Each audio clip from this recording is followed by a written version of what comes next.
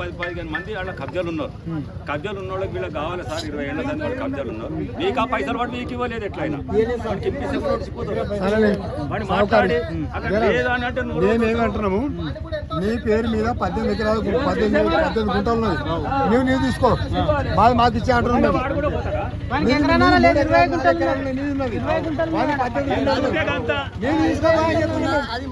మేము ఏకొచ్చామని చెప్పి కొంచెం తీసుకోపా అని చెప్తున్నాం. నీకు ఏమరా తీసుకోపోమంటున్నాం వానికి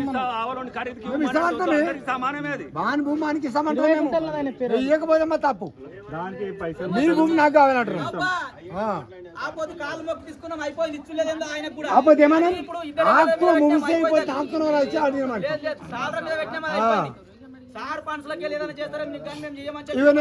అది ఎట్లా పోను కానీ సెట్ చేయండి. ఎట్లా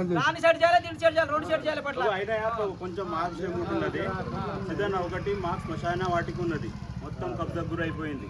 మాకు 5 ఇండ్లు ఉన్నాయి, అవి ఎవరు తింటున్నాడు ఎక్కడ చేసుకున్నాడు అవి తెలవకొచ్చినాయి. దర్గాల జగాలు ఉన్నాయి, అవి ఎవరి పేరు మీద ఉన్నాయో తెలవకొచ్చింది. సందర్భం వచ్చింది కాబట్టి మా శ్మశాన వాటికి మాకు చేసి ఉండి 5 ఇండ్లు ఏమి ఉన్నాయి అవి కూడా కొలిచి ఉండి దర్గాల కూడా మాకు పొజిషన్ చూపెట్టి ఉండి అవి ఒట్టిగా ఎవడు అంటున్నాడు ఎవడు కబ్జా చేసుకుంటాడు ఎక్కడ పోతున్నాయి. 3-4 దర్గాలు ఉన్నాయి మాకు దగ్గర చేసారు మొత్తం దగ్గర దగ్గర ఎక్కడ దాకా 10 గుంటలు లేదు.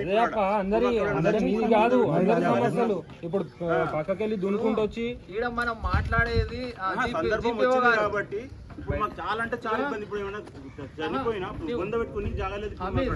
నువ్వు అన్నది కరెక్టే, చూపియండి కాదు చూపిస్తున్నాముండి అందరం కలిసి. ఇప్పుడు ఎవరో ఒక్కరు చేస్తే కాదు పని, మనం అందరం కలిసి ఏం చేస్తున్నామంటే అది అవుతుంది.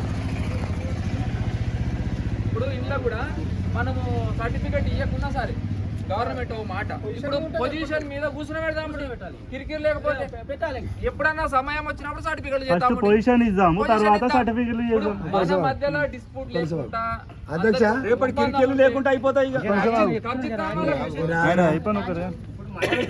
అధ్యక్ష నేనేం చేశాను సార్, మన